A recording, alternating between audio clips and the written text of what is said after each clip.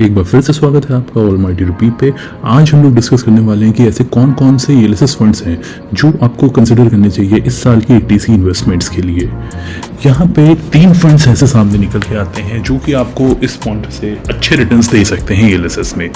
सबसे पहला है आपका क्वांट का टैक्स प्लान, दूसरा आपका है PGIM India ELSS tax saver fund और तीसरा है आपका आईडीएफसी टैक्स एडवांटेज।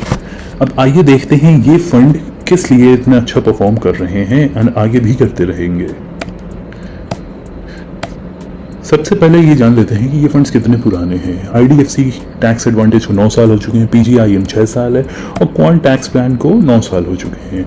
अगर आप इनके रिटर्न्स देखेंगे तो 3 महीने, 6 महीने, 1 साल, 3 साल के रिटर्न्स पॉइंट ऑफ व्यू से देखेंगे तो क्वांट टैक्स प्लान ने अपने सारे पीयर्स को आउट परफॉर्म करके रखा हुआ है। क्वांट के रिटर्न्स को मतलब कोई बीट नहीं कर पाया। ये इस वक्त अगर आप परफॉर्मेंस के बेसिस पे अगर आप इसको रैंक करेंगे तो ये नंबर 1 रैंकिंग फंड है।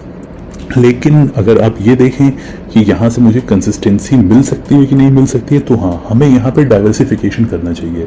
और बस इसी चीज़ को ध्यान में रखते हुए यहाँ पे मैं आपको 3 ईएलएसएस के फंड सजेस्ट कर रहा हूँ जिसमें हमें अपना पैसा 50,000, 50,000, 50,000 करके डिवाइड करना चाहिए। इसका सबसे बड़ा एडवांटेज ये हो जाता है कि इनके जो पोर्टफोलियोज हैं वो डिफरेंट है। तीनों फंड्स के पोर्टफोलियो डिफरेंट है।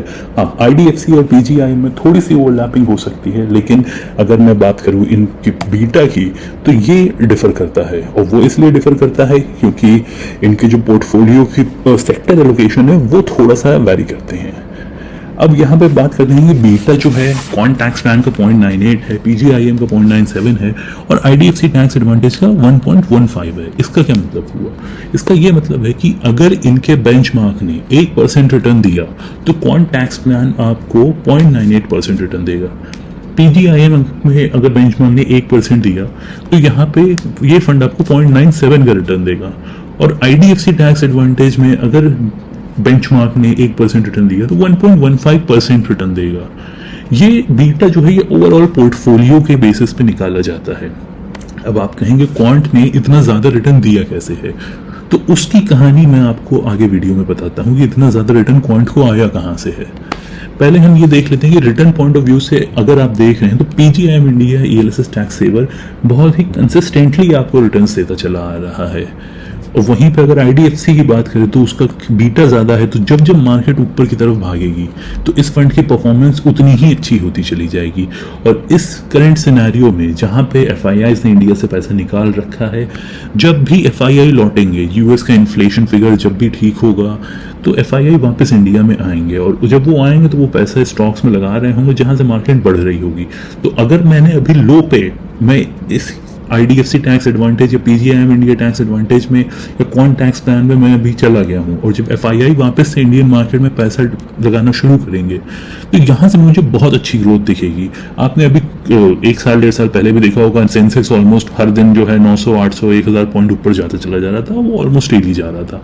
सेम तरीके से चीज़ शुरू होती जब एफआईआई दोबारा से अगर इंडिया में वापस पैसा लगाना शुरू करेंगे तो, और वो लगाएंगे ज़रूर जब तक कि ग्लोबल मार्केट्स में टेंशन चल रही है, वो एक बार रिजॉल्व हो जाए तो वो वापस इंडिया में पैसा लगाएंगे, क्योंकि यहाँ पे आपको जो ग्रोथ मिलेगी वो आपको एक डेवलप्ड नेशन में उतनी नहीं मिल सकती है। इसीलिए एफआईआई इंडिया में पैसा लगाते हैं। अब हम लोग ये बात करते हैं कि यहाँ पे क्वांट के जो रिटर्न्स आए हैं, क्योंकि मुझे सबसे ज्यादा रिटर्न अगर क्वांट टैक्स प्लान दे रहा है तो मेरे को 1.5 लाख रुपए लगाने हैं ईएलएसएस के लिए। अब ये 80C के 1.5 लाख रुपए पूरे क्वांट के टैक्स प्लान में ना डाल दूं। अगर वो मुझे 3 साल पहले अगर मैंने डाले होते तो मुझे 33.55% का CAGR मिला होता, यानी हर साल मुझे 33.55% रिटर्न बना के दिए होते। और वहीं मैंने किसी और फंड में अगर डाल दिए होते, आईडीएफसी टैक्स एडवांटेज में डालता, मुझे 18% मिले होते। तो मैं पूरा पैसा क्वांट में क्यों नहीं डालूं? इसका सबसे बड़ा रीजन ये है कि यहाँ क्वांट के जो अगर आप टॉप 3 सेक्टर्स देखेंगे तो वो सर्विसेज में 24% है और फिर आता है फाइनेंशियल जिसमें कि 13.9% एक्सपोजर है। लेकिन अगर आप कोई और ईएलएसएस कैटेगरी का फंड उठा के देखेंगे तो सबसे बड़ा एक्सपोजर उनका फाइनेंशियल में ही होता है।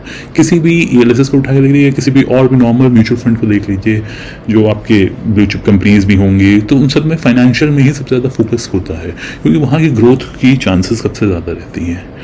अब फाइनेंशियल में ये सेकंड नंबर पे लगाया हुआ है 13.9%, और पीजीआईएम और आईडीएफसी ने फाइनेंशियल में अपना 28% और 24% लगा रखा है। पीजीआईएम ने एनर्जी पे भी फोकस करा है, जो कि मुझे आईडीएफसी टैक्स एडवांटेज और क्वांट टैक्स प्लान में नहीं मिला है। तो एनर्जी सेक्टर जब यहाँ से ऊपर जाए, क्योंकि अभी तो एनर्जी सेक्टर नीचे चल रहा है, अभी टेक्नोलॉजी भी नीचे चल रहा है, और हमें करना क्या होता है, बाय लो सेल हाई। जो सेक्टर सबसे ज़्यादा पिटा हुआ होता है, अगर उसमें फंड मैनेजर ने इन्वेस्ट करा हुआ है तो उसके रिटर्न देने की बहुत ज़्यादा काबिलियत बन जाती है। क्योंकि यहाँ पे अगर वो एंटर हुआ और यहाँ से उसने अगर रिटर्न बनाने शुरू करे तो उसकी परफॉर्मेंस को दूसरा कोई बीट नहीं कर पाएगा। और इसीलिए मैंने PGIM India ELSS tax saver रखा हुआ है। एक तो इसमें थोड़ी सी ज़्यादा स्टेबिलिटी है इस फंड में, ये ज़्यादा डाउन साइड में ये ज़्यादा गिर भी नहीं रहा है, और प्लस मुझे बेटर रिटर्न्स बना के भी दे रहा है। अब हम बात करते हैं क्वांट टैक्स प्लान के रिटर्न्स पे, जो कि आपने यहाँ पे अभी देखे थे। इतने ज़्यादा रिटर्न्स आए हैं कि 3 महीने में 6% आ गया है, उसके बाद 6 महीने में 0.61% पॉजिटिव, बाकी दोनों नेगेटिव में चल रहे हैं। एक साल में 15% है, बाकी 10-10 के आसपास चल रहे हैं। तो ये रिटर्न आए कहाँ से? अगर आप यहाँ पे क्वांट टैक्स प्लान का टॉप 5 होल्डिंग देखेंगे, सबसे बड़ी होल्डिंग है अडानी एंटरप्राइजेस की, लगभग 6% पैसा अडानी एंटरप्राइजेस में गया हुआ है। अब ये उसके बाद देखेंगे, दूसरे पे है वेदांता, तीसरे पे है रुचि सोया। अब जानते हैं इसकी कहानी क्या रही है। अगर मैं अडानी एंटरप्राइजेस का शेयर में सर्च करूं तो और 5 साल का मैं उसका रिटर्न देखूं यहाँ पे, तो 5 साल में मुझे अडानी का जो शेयर था वो मुझे दिख रहा है 132 रुपये 2017 में चल रहा था, और 3 साल का ईएलएसएस है, यानी आज से 3 साल पहले अगर मैं उठाऊं तो यानी वो हो गया मेरा लगभग जून 2019, 151 रुपये प्राइस था, आज है 2194 रुपये। यहाँ पे परसेंटेज ग्रोथ नहीं है, यहाँ पे टाइम्स में ग्रोथ हुई है। तो ये जो अब टाइम्स लगभग ये 14-15 गुना की ग्रोथ है सिर्फ 3 साल में, तो रिटर्न तो बनेगा, मिलेगा ही मुझे इस फंड से। अगला जो है रुचि सोया, इसकी भी परफॉर्मेंस देख लेते हैं। अब मैं इसमें 5 साल लगाता हूँ, खैर 5 साल के इसमें तो ज़्यादा आएगा नहीं, क्योंकि इसमें ट्रेडिंग ही 5 साल पहले बंद थी।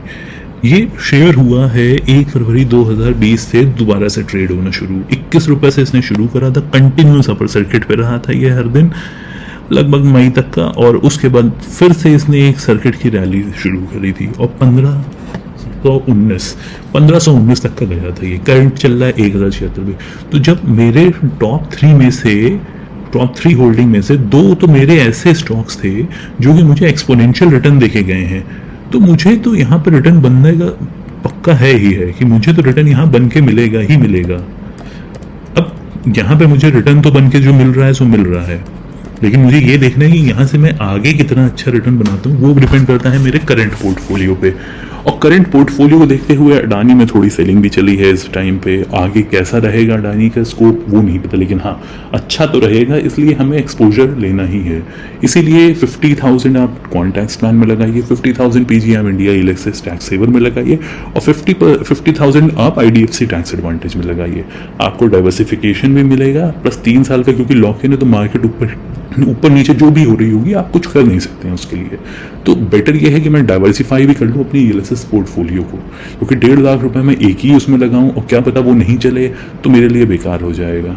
और उसी की जगह पे मैं किसी और ऐसे फंड में लगा दूं जहां पे मुझे अच्छे खासे रिटर्न्स आ रहे हों, तो वो मेरे लिए हमेशा बेटर है। तो इसी के साथ ये वीडियो मैं ख़त्म करता हूँ। अगर वीडियो अच्छा लगा हो तो लाइक करिएगा, शेयर करिएगा अपने दोस्तों के साथ, और चैनल को ज़रूर सब्सक्राइब करिएगा। ऐसे वीडियोस मैं इस चैनल पे और लाता रहूँगा। तब तक के लिए थैंक यू।